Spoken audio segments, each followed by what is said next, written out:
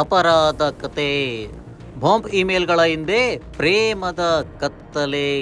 ಬೆಂಗಳೂರು ನಗರದ ಮುಂಜಾನೆ ಶಾಂತಿಯನ್ನು ಒಡೆದು ಹಾಕಿದ್ದದ್ದು ಒಂದೇ ಒಂದು ಇಮೇಲ್. ನಿಮ್ಮ ಶಾಲೆಯಲ್ಲಿ ಬಾಂಬ್ ಇಟ್ಟಿದ್ದೇವೆ, ಎಲ್ಲರೂ ಎಚ್ಚರವಾಗಿರಿ.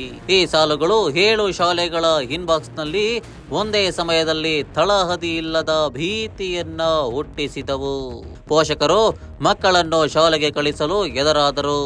ಪೊಲೀಸರು ತುರ್ತು ಶೋಧ ಕಾರ್ಯಾಚರಣೆಯನ್ನ ನಡೆಸುತ್ತಿದ್ದರು. ಎಲ್ಲೆಡೆ ಸೈರನ್ಗಳು, ಶೋಧನಾ ನಾಯಿಗಳು. ಆತಂಕದಿಂದ ನಡಗುತ್ತಿರುವ ಶಿಕ್ಷಕರು. ನಗರದ ಹೃದಯ ಭಾಗವೇ ಕದಡಲ್ಪಟ್ಟಿತ್ತು. ಆದರೆ ಅಚ್ಚರಿ ಯಾವಾಗ ಆಯ್ತು ಗೊತ್ತಾ? ಆ ಇಮೇಲ್ಗಳ ಹಿಂದೆ ಒಬ್ಬ ಮಹಿಳಾ ಸಾಫ್ಟ್ವೇರ್ ಇಂಜಿನಿಯರ್ ಇದ್ದಳು.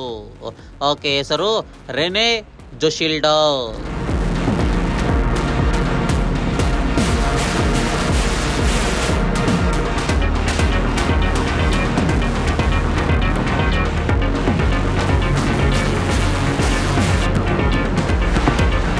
ಪ್ರೇಮದಿಂದ ಪ್ರಾರಂಭವಾದ ಪಾಗಲ್ತನ.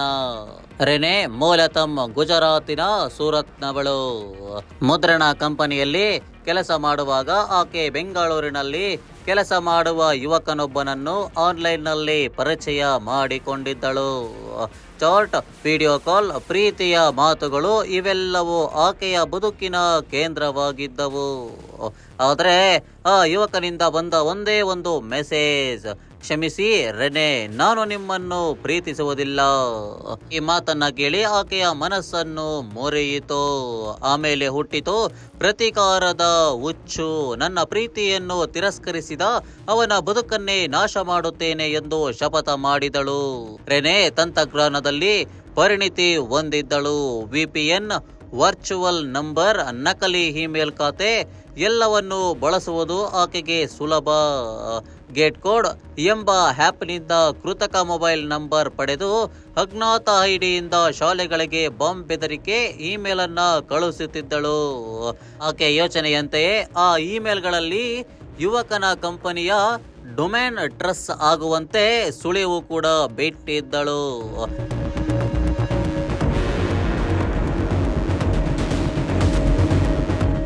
ಅವನ ಮೇಲೆ ಅನುಮಾನ ಬೀಳಲೆಂದು.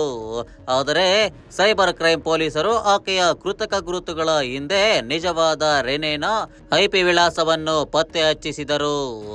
ರೆನೆ ಗುಜರಾತ್ನ ಅಪಾರ್ಟ್ಮೆಂಟ್ನಿಂದ ಬಂಧಿತಳಾದಾಗ ಆಕೆಯ ಲ್ಯಾಪ್ಟಾಪ್ನಲ್ಲಿ 7 ವಿಭಿನ್ನ ವಾಟ್ಸಪ್ ಖಾತೆಗಳು, ನಕಲಿ ಇಮೇಲ್ ಐಡಿಗಳು ಮತ್ತು ಹಲವು ಶೆಡ್ಯೂಲ್ ಮಾಡಿದ ಬೆದರಿಕೆ ಮೇಲ್ಗಳು ಪತ್ತೆಯಾದವು. ಪೊಲೀಸರು ಹೇಳಿದಂತೆ ಇದು ಕೇವಲ ಪ್ರೇಮ ನಿರಾಕರಣೆಯ ಪ್ರತಿಕಾರವಲ್ಲ, ತಂತ್ರಜ್ಞಾನ ದುರುಪಯೋಗದ ಅಪಾಯಕಾರಿ ಇದು ಒಂದು ಉದಾಹರಣೆ. ಆಕೆ ವಿರುದ್ಧ ಚೆನ್ನೈ, ಹೈದರಾಬಾದ್ ಮತ್ತು ಗುಜರಾತ್ನಲ್ಲಿಯೂ ಸಹ ಇಂತಹ ಪ್ರಕರಣಗಳಿವೆ ಎಂಬುದು ನಂತರ ಬಹಿರಂಗವಾಯಿತು. ರೆನೆ ಕೃತ್ಯವು ಯಾರಿಗೂ ಹಾನಿ ಮಾಡದಿದ್ದರೂ ಆ ಭಯದಿಂದ ನಡುಗಿದ ಸಾವಿರಾರು ಮಕ್ಕಳು, ಪೋಷಕರು, ಶಿಕ್ಷಕರು ಅವರ ಮನಸ್ಸಿನ ಮೇಲೆ ಬಿದ್ದ ಗಾಯ ಎಂದಿಗೂ ಮರೆತು ಹೋಗದು. ತಂತ್ರಜ್ಞಾನ ನೀಡಿದ ಶಕ್ತಿ ಪ್ರೇಮದಿಂದ ಹುಟ್ಟಿದ ಪಾಗಲ್ತನದ ಕೈಯಲ್ಲಿ ಹೇಗೆ ಭಯದ ಆಯುಧವಾಗಬಾರದು ಎಂಬುದಕ್ಕೆ ಇದು ಒಂದು ಕತ್ತಲೆಯ ಸಾಕ್ಷಿ.